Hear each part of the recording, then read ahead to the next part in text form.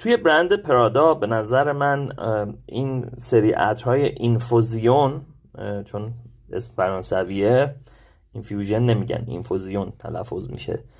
این خانواده اینفوزیون به نظرم خیلی بهش کم توجهی میشه. عطرهای جالبی داره. البته خب این سریش کمتر توی ایران هست و یکی دو جا بیشتر من ندیدم به نظرم، ولی خب خوبه که دوستان مغازه‌دار بیارن.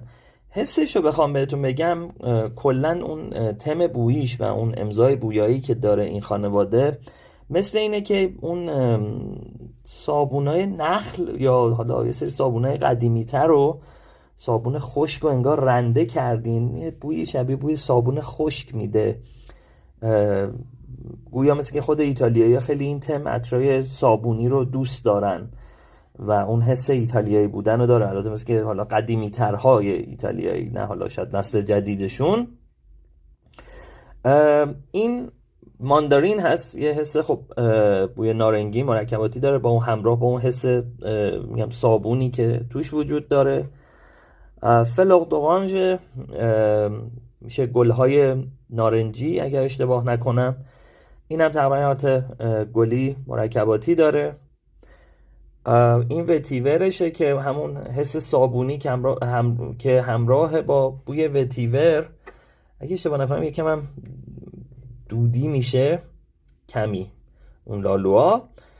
و ایریس صدق یا حالا آیریس صدق یعنی زنبق و چوب سدار.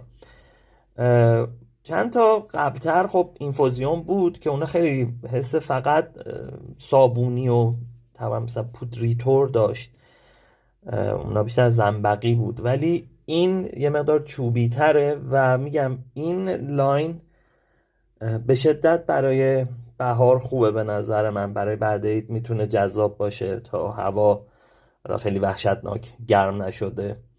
مخصوصا این وتیور، فلوق دورانژ، ماندارین.